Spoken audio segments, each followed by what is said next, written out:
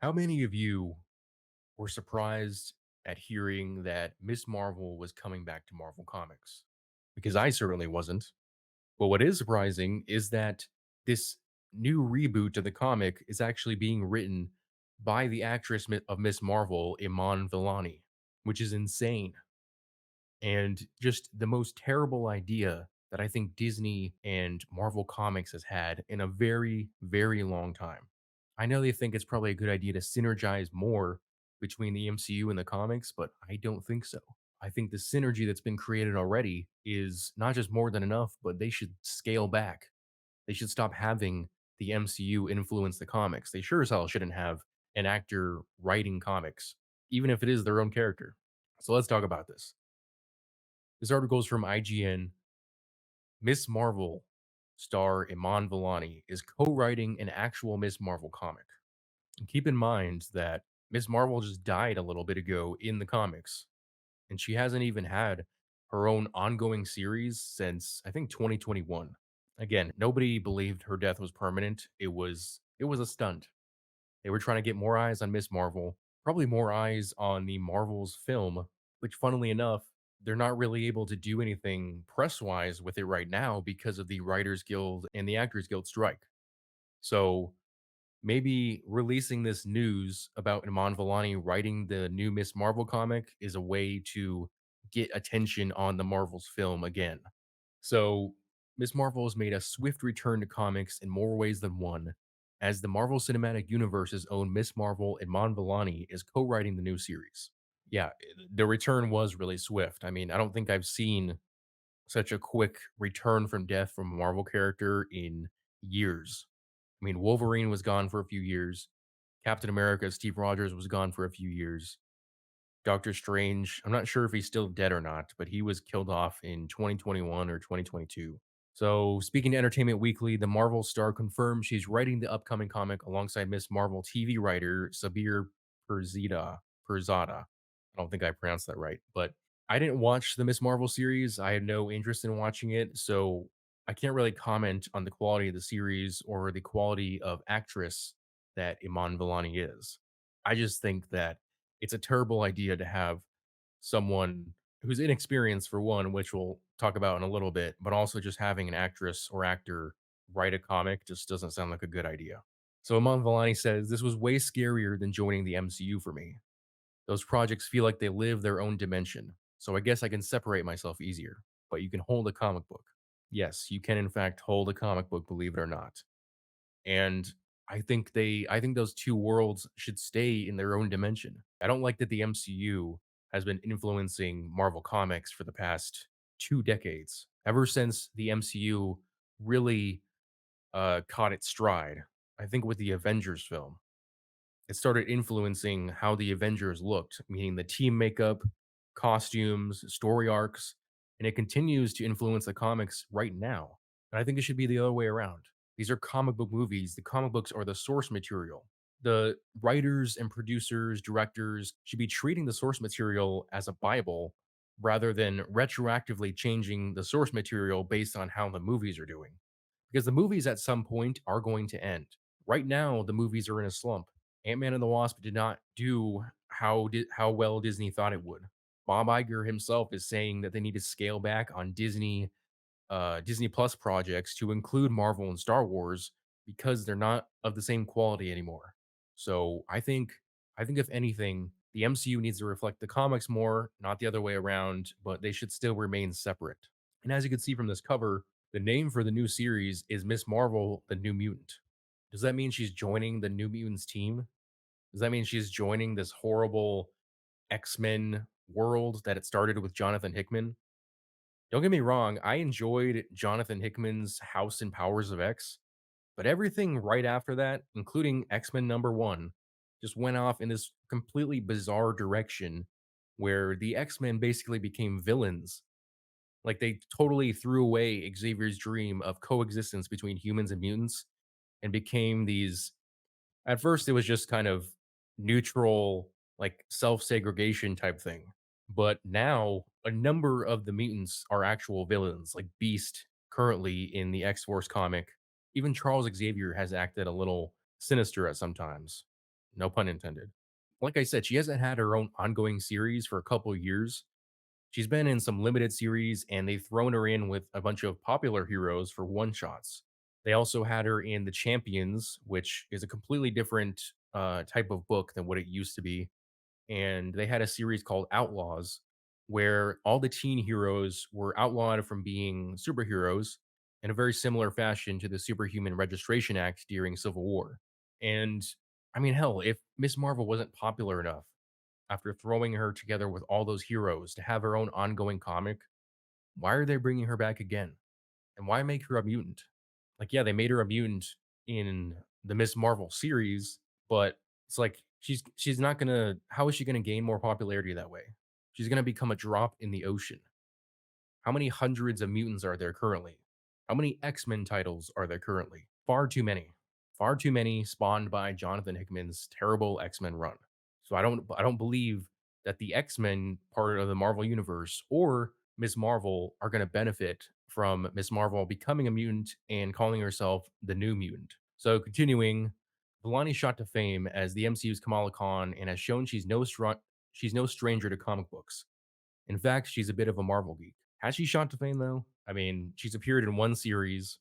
She is a character that didn't appear until 2014 in Marvel, so she's still relatively new. She's had two reboots, and none of those three series made it even to 50 issues. She's very similar to her predecessor, Captain Marvel, in the fact they keep rebooting her character and they keep throwing her in with other more popular heroes to try and raise her popularity, but it isn't working. Obviously, I mean, they're rebooting it again after they killed her off in what was obviously just a stunt to try and draw attention to her character. And this thing about her being a Marvel geek, when you go to the article, it just says that she trolls Reddit forums, which I guess for the mainstream media is enough to call yourself like a part of geek culture or someone who's interested in comics.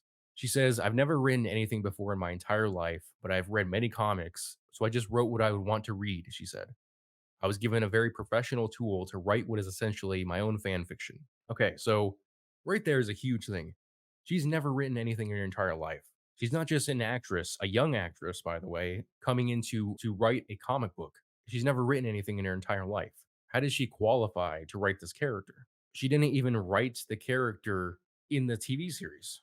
I mean, she's co-writing with the TV writer or one of the writers, assuming there's some Marvel committee who wrote that series. And yes, she will be co-writing it, but why is she part of that writing team in the first place? Other than to try and put her name closer together with Miss Marvel and try to draw more attention for Miss Marvel in the comics, but also tying it to the Marvel's film. And then the fan fiction part, I mean, Miss Marvel is known for writing fan fiction in universe. And so I don't see how it's I don't see anything exciting about the fact that the actress is writing fan fiction about a character she plays who writes fan fiction. That is not an exciting storyline. That doesn't sound like something exciting for people to relate to. Not to mention, Marvel already employs plenty of people who get paid to produce fan fiction, and that's from people who actually write for a living. So, in the comics, and spoilers for The Amazing Spider Man number 26 ahead, Kamala sacrificed herself by trading places with Mary Jane Watson in order to fool the emissary and ultimately save the universe. Nobody expected her death to be permanent, but nobody expected the MCU's Miss Marvel to pen her return either. So here's the hilarious part. They're trying to draw more attention to her name by making her a mutant and rebooting her character again, as well as bringing her back to life. Miss Marvel wasn't even popular enough to die in her own comic book. She had to die in the comic book of the most popular character that Marvel has, Spider Man. And then in this cover, look at this cover for the death of Miss Marvel. Look at how sad all these heroes are, as if they would actually care. The adventures that Miss Marvel has had with most of the heroes on this cover were silly. They were nonsensical adventures that didn't really matter. You would mourn the death of Steve Rogers, like they did at the end of Civil War. You would mourn the death of Wolverine. Nobody's mourning the death of Miss Marvel. Spider Man wouldn't really cry over Miss Marvel.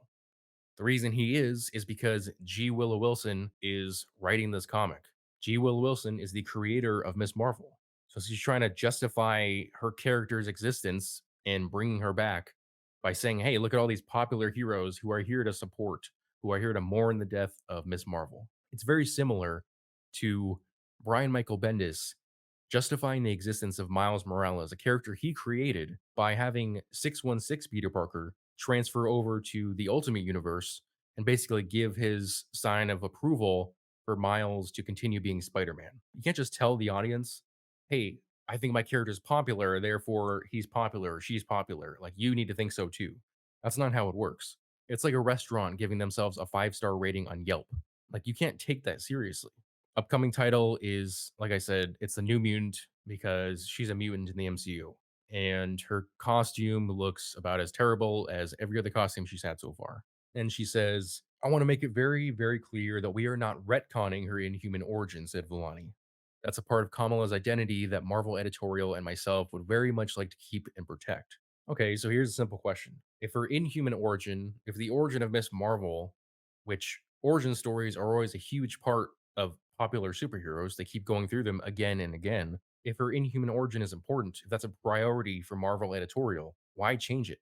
Why did they change it in the MCU?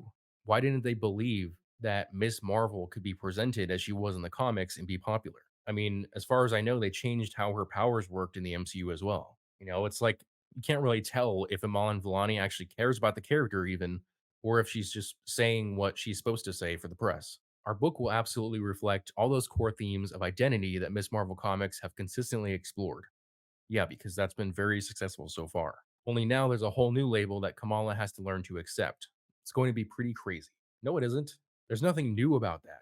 That's not a new storyline for Miss Marvel or for Marvel, the publishing company. Focusing on labels and identity has been what Marvel has been hyper fixated on for the past decade at least. This isn't a new avenue. They're literally telling you, we're going to do the exact same thing we've done for the last 3 volumes of Miss Marvel, except we're calling her a mutant now. And then Carlos Gomez and Adam Gorham are on board as artists with main covers from Sarah Bocelli. I don't know anything about those artists, so I can't comment on them, but I feel bad for them in a way that they're having to work on this series. All right, so I think not just the comic, but this whole situation is just going to flop. I mean, come on. We knew Miss Marvel was going to come back to Marvel Comics. They're just going to keep kicking this dead horse, bringing Miss Marvel back, canceling her series, and rebooting again as many times as it takes, just like Captain Marvel. Doesn't matter that the sales are low. Doesn't matter that she's not a popular character. Doesn't matter that there isn't hype for her on social media or in any facet of the comic book reading audience. They're just going to keep throwing her out there because now she's in the MCU. Now they can't back down from promoting Miss Marvel in the comics. As for Iman Vellani, I'm sure she's just doing what she thinks is the right thing to do. She's a young actress. She gets to work in the MCU. And if she really is a fan, then I guess it is exciting to get to work on a comic book. But she literally tells everybody that she is not qualified, regardless of whether or not she's working with the co writer of the TV series. Again, I didn't watch the series, so I don't know the quality of it. I wouldn't pick any actor or actress from the MCU to write a comic. Even if they have directed or produced films, I wouldn't pick any of them. But to be honest, I wish Iman Vellani the best. Seriously. Because I think at the end of the day, it's not Disney and Marvel Comics that's going to get hurt by this. I mean, Disney is they've already made the Marvels. Marvel Comics is going to keep putting out reboots of this series no matter what. So at the end of it, the failure of this series is only going to hurt Iman Vellani. She's going to be known as the first and probably only actor or actress from the MCU to write a comic for her own character and for it to fail. That's going to stick with her for the rest of her career. Of course, I'm sure that Disney and Marvel are going to use the mainstream media to try and prop up this series and make it seem like it's really popular, tie it into the Marvels. I'm sure you'll have Brie Larson and I don't remember the actress's name who plays Photon, but I'm sure they're gonna come out and maybe they'll do some press for this comic as well. Maybe even hell, maybe Kevin Feige will come out on the red carpet for the Marvels premiere and he'll be holding issue number 1 of this series, assuming it comes out around then. But I think this is a terrible idea. I think it's gonna fail. And I think this is not a good sign that Marvel or Disney are going in the right direction. I think they're taking another step backwards. But let me know what you think in the comment section below. If you enjoyed this video, I would appreciate it if you hit that like button and subscribe to my channel. Thanks for watching.